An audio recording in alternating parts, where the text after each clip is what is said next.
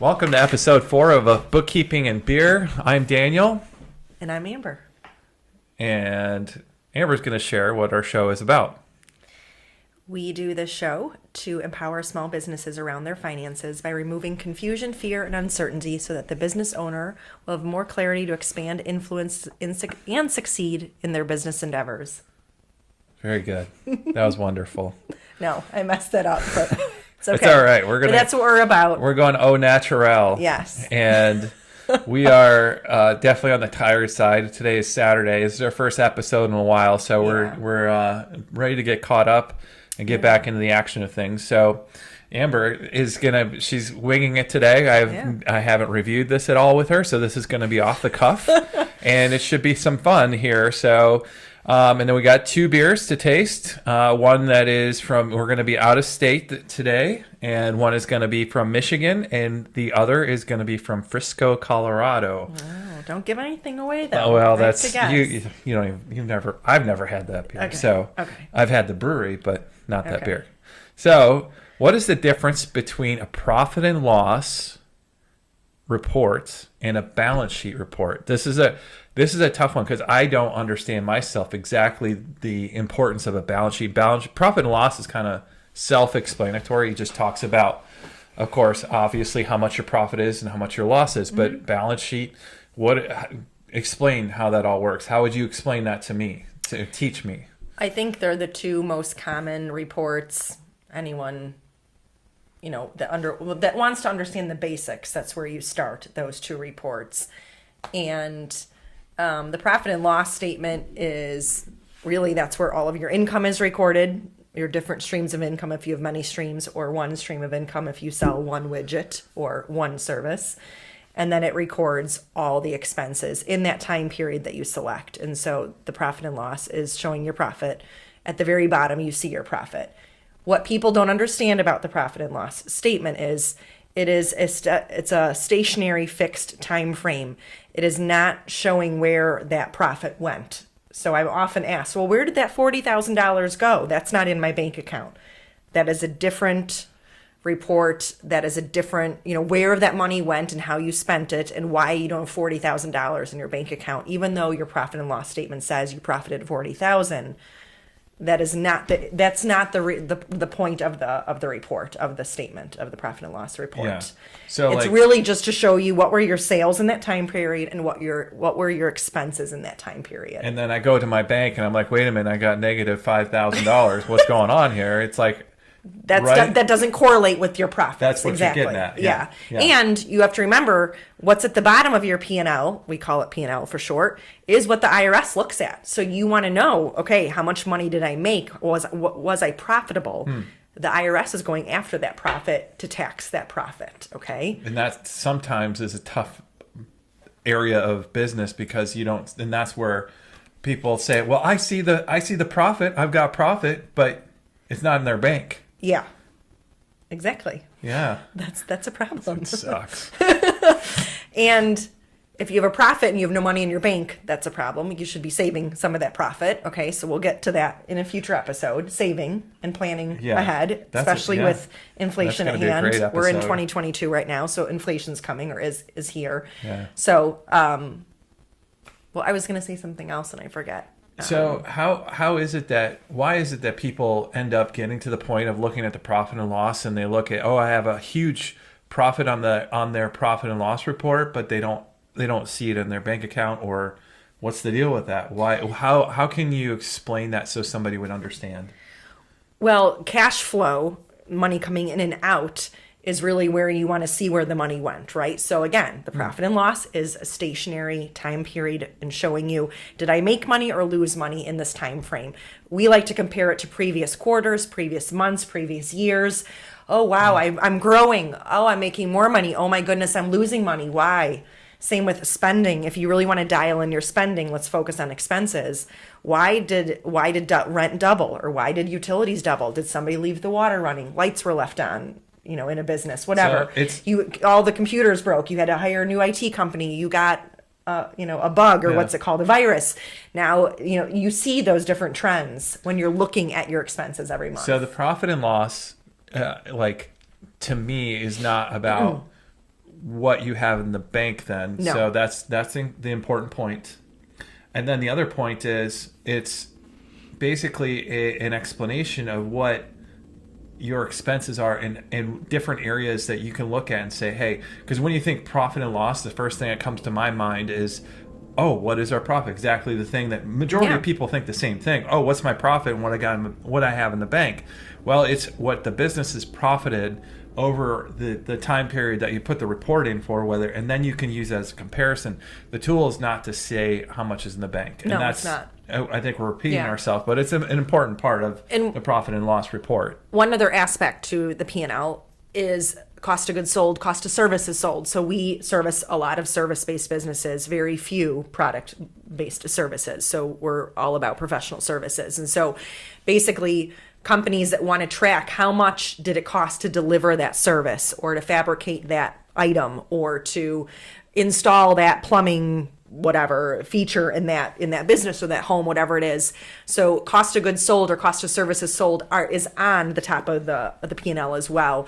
And so you can see how much did it cost to actually deliver that service. So you can't really, rod a toilet without somebody going out with a rod in their hand and rodding the toilet. Let's say if it's a plumbing company, right? That's a sewer, not rodding a toilet, a sewer, okay? Oh, okay. Give me another thing. You cannot, cut lawn without the lawn equipment with the gasoline running the lawn equipment, for example. And the other side, that gasoline to run that lawn equipment is a cost of services sold. So you can see, okay, I'm spending too much on, gasoline. Why are we spending way much, like this huge expense on gasoline? Well, it could be somebody's filling up their gas tank. In an auto repair shop, which you used to have. Yeah. The oil, changing all the oil on all the cars, cars would come in, is a cost of services sold. Yeah. So I hope you guys are getting the idea of what's a cost of goods sold, cost of services sold for a restaurant. It's food. You can't do your business without actually putting food on a plate. So cost of food sold is also what we track in a restaurant or a fast food service. So so it's the basic, it's the building block, it's the foundation. That's why people look at it as the profit and loss. They look at it as a way for them to learn where their expenses can be lowered, or there's ways to see, okay, this is something that we can change, or it's just like it's spelling out. It's excuse me. She's just getting over a little cold. Not COVID, but it's a cold. I should have a cup of water, actually. Here. Actually, well, I'm going to reach for it. Okay.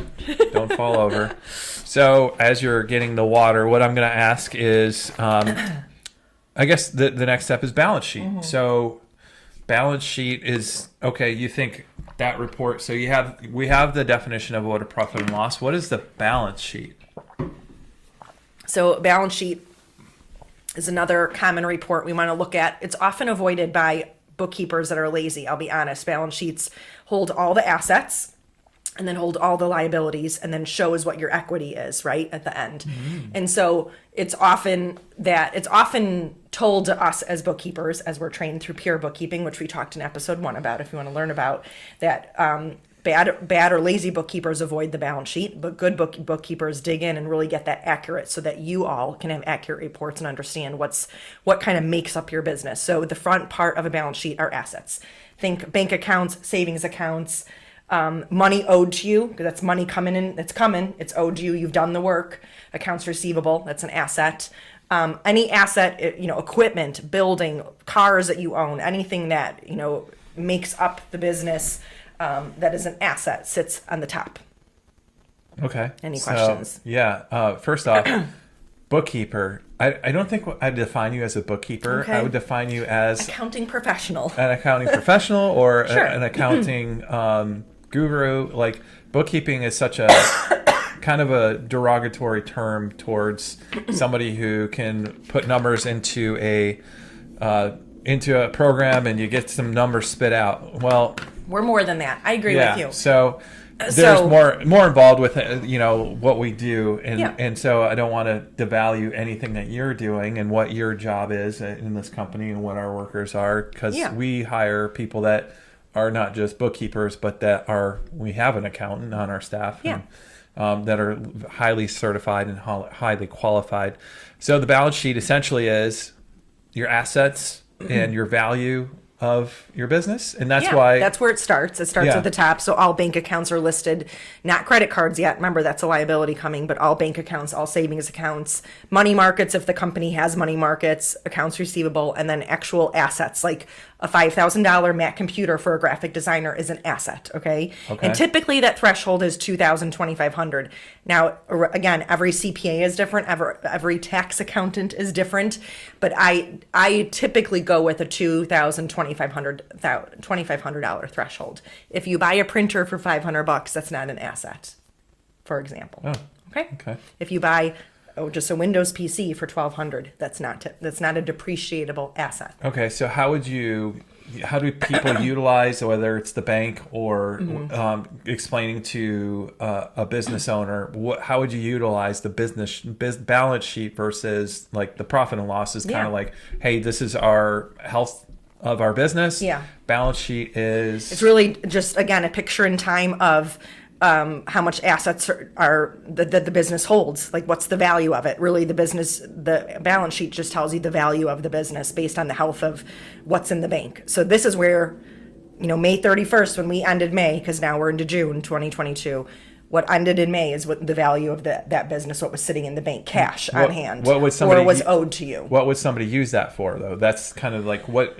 balance sheet. Like, It's any loan officer in any bank giving a small business is going to want that. Any mortgage, if you're a small business owner and you want to buy a home, you have to prove, what your business is worth or the status or health of your business. A mortgage broker, mortgage loan officer is going to want that as well. So anybody that's giving you loan or giving you another asset or anything like that. So profit and loss, we're looking at the details of the business and the profit and what if your business is actually doing okay. Balance sheet is more or less overview. This is what this business is worth. Yeah, I and would this say is the direction. Gently worth, but yes, Yeah, worth. Okay. in an There's more overall sense. factors to that. So- and then is it time for beer or are we going to go to the liability side of things? I think it's time for beer. Okay.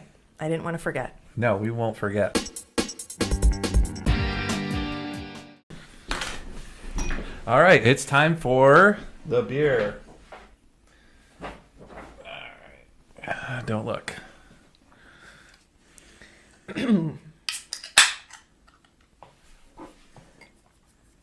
Oh, bad pour, bad pour. One for you, one for me. So we do this every episode, and we get Amber's impressions, the blind tasting. It's cloudy. Yeah, it's very cloudy or hazy. Wow. Not too happy. Smells sweet, like pineapple.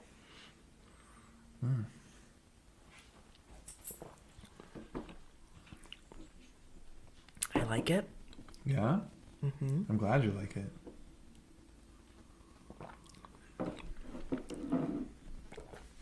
I don't know. What is it? Give It us is a India Pale Ale. I would definitely call this a hazy IPA. Okay. It's from Outer Range Show the in people Frisco, Colorado. When we were in Denver, I had the privilege of visiting Outer Range. Enjoyed their beer very much when we were there, and we actually went on a date there. I don't remember. It's right by the Whole Foods in Frisco. Okay. Yes. So now I remember. it's just a called little Outer tiny- Range. Yeah, that's Outer Oh. Range. I do remember that place. It's tiny, Yeah, they have. but they've expanded since COVID. I don't know. No, it's outdoor. I know they It's got more yurts outside there seating. that they do different things Yeah. than beer, but Okay. outside. But Okay. okay, beer number 2. Next one. So you like that? I did. I do. I think it's a really good balanced beer. It is. It's surprisingly not so sweet, which I appreciate. So I thought it was going to be more sweet than it let on. So. Oh boy. Whoa. We're going dark. Oh, there's coffee in this one. We're going to be up all night. I'm teasing. So, porter, what is this? A porter or a You're on the right track. brown ale? Oh, I like this. Oh, but then it's kind of spicy at the back. Yes. What is that? It's like cardamom and cinnamon all in your mouth way in the back. It may or may not be habanero. Oh, jeez. Let me see the can. Show everybody. It's a Mayan Mocha Stout. Wow. From One Side Brewery. It's stout. in Michigan. I've never heard of this brewery, but I am liking this beer. It's in Grand Haven. Okay. So I shouldn't ask what's the difference between a stout or a porter. I should just look that up. But I can definitely see, I got it right. Cinnamon, nutmeg, and habanero, which is a weird combo. But it's kind of, there's this area of stouts that is really fun. I saw this yesterday when I got it. I'm like, oh, this is going to be fun to try. Seriously, guys, if you like peppers, the habanero is actually a really cool kick. And it's not really heavy or it's not sweet, which it's got a really good balance to it. It's fun. That's interesting. It's a really fun beer. That is. It's like a party in good your job, mouth one side. with peppers. That's a party in your mouth. So we had some really good beers today. Yeah. Wouldn't you say? I would say this is a highly... It was fun. Yeah, a positive, I like the different ones. So back to the liabilities. bookkeeping part of things. Yeah. We're finishing off. We just had our fun for the day. Now we're moving on. We're moving on to liabilities. Like, you owe people money. That's what liabilities are. So we're talking about liabilities. Yeah. Why are we talking liabilities? Because that's next on the balance sheet. Oh, so we're talking. I wish you would have started out with talking about the balance sheet still. Then it goes to liabilities and ends with equity. And so basically, liabilities is anybody you owe money to. So it could be your mom if she fronted money to your business, which happens. It could be 10 investors if you own a brewery. We see people get 10 or 20 friends to give money in to start a brewery. That's happened before. It could be a true on loan from a bank. It could be a line of credit. It could be credit cards. It could be one credit card. It could be 10 credit cards. But anything that anyone or any institution you owe money to is next. Don't get 10 credit cards. Don't ever do that. You can always spend less than you make. She'll be like, no, we're not helping you. Stop. I don't judge on how many credit cards people have. You don't? No. Okay. As long as you make more money than you spend, that's number one. That's true. Duh. We do have a lot of credit cards like that we don't use really, but so anyways. It's just it costs you more money the more you use credit cards. Yeah. Truck loans too, or car loans. If you have a fleet of vehicles, go here. So that's the liability side. And then it all shakes down to the equity. So it's assets equals liabilities and equity. If you are looking at another bookkeeping podcast. That's like an equation. That's basic accounting 101, though. It is. And so then you end with equity. Equity sits at the bottom, like the owner's investment, the owner's draws, the retained earnings all sit at the bottom. And that's money you've put into the business to start it or to keep it going if it's failing. And then money you've taken out as an owner's draw or owner's contribution to your 401k or whatever if you're a S corp. So and then equity. Yeah, that's what I'm talking about. Okay, you're talking about the equity. Yeah. I'm assets lost. Equals liabilities plus equity. The pepper's gotten to me on this. So really, the equity shakes down at the very bottom, and it all kind of flows together. You can't have equity without the other two. Yeah. And then that's where anytime you inject money or take money as a business owner, it sits down in the equity. Okay. As these two reports are the kind of the go-tos. Yeah, the basics. How often would you go through these reports as a business owner? What is the best way to do that? And okay, you can do the reports in different manners. What are how would you go about that? I would say monthly would be great. Quarterly, if you are short on time, at least every 6 months. But we do this monthly in our business. We give reports to all of our customers monthly so that they can look at all of these numbers monthly. We'd encourage them to.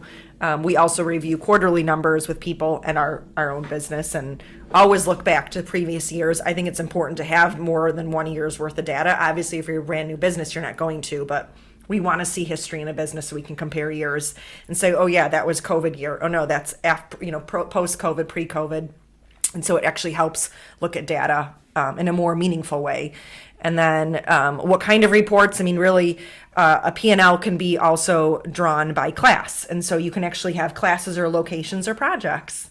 Whoa. Yeah, now you're really blowing his mind. But anyways, if you have 5 rental properties for say, and we're tracking all your rental income and rental expenses per property, you can run a P&L by property. And so you can literally see a column of this was, whatever. San Francisco, this was Chicago, this was a New York property, this was Florida, and let's pick a fifth state, like Charlotte. Okay, so there you go. You got 5 properties all over the country, and you'd run a P&L by property, by class. And so I really have fun, and it's amazing because you can look at the reports, and like when we go through our monthly report, it's the power of the software we have now in our day and age. Like, this is something that 40, 50 years ago, they probably couldn't even do without having to sit down and crunch numbers. But you can go through and say, okay, let's compare this to last year. Okay, let's look at that report and then do a comparison. So you can see, okay, where did we, not spend money the year before or spend too much money, and all those comparisons. That's really where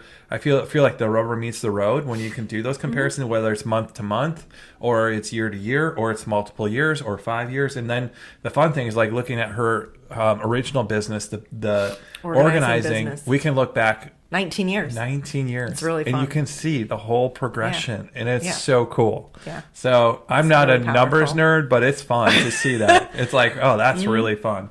So I think any entrepreneur would be excited to see their numbers and how they grow and expand and become bigger and more profitable or less profitable, and say, okay, well, we need to really change things up.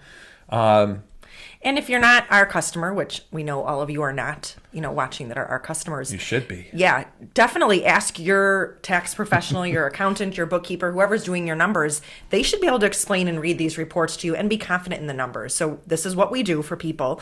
You have every right to ask whoever does it for you on your end. Like, what does this mean? Can you walk me through this? It's just a quick Zoom.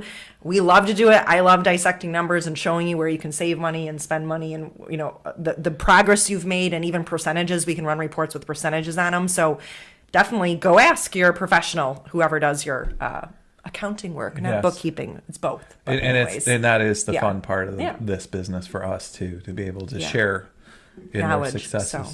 But anyways, thank you for listening. Right? We're not done yet. I got one more question. Make it quick. Okay. Okay. On these two. Oh boy. Make it quick. That means I'm going to slow down. Hey, all right. Their time is also they can money. Speed it up. They can hit the forward button. Okay. What? Please hit forward for 2 seconds. Never mind. So I cracked myself up. He puts everybody on double speed when we watch YouTube videos. I do. Okay. 1.5. It depends on how well they pronunciate. If they have good pronunciation, you can go up to 2. But 1.5 is average. We've talked about this. I think we have. Okay. So so what are okay, we had the profit and loss, we had the balance sheet. What are other reports that you would recommend and advise on, whether it's what would be your next other kind of, because there are other reports. There's a million, and so we can't go into all of them. Just thinking off the top of my head, accounts payable and accounts receivable. So if you enter bills into QuickBooks and you want to know how much you owe at any given time to vendors, let's say you're a vendor heavy kind of company, there's an accounts payable report. There's accounts receivable report. If you want to know who still owes you money, why are they not paying you, how far behind are different customers in their payments to you, an accounts receivable report would be next. So those two would be next on the list. I'm trying to think of a third. Would that include cash flow too? Cash flow would be a third. Yeah. Cash flow gets a little more dicier because now you're watching the money come up and down and going in and out, and your projection, you're projecting how much money do you need to then stay afloat if you're going under. So there's some nuances to that, but those would be the next 3 dive into. Yeah. I mean, these are all under the report section on the left-hand column of QuickBooks. So if you're in QuickBooks, hit the reports little sign on the bottom left, navigation, and all of these you'll see there's 50 inside of QuickBooks, and a search bar. You can search for. And then, what do you think of key performance indicators?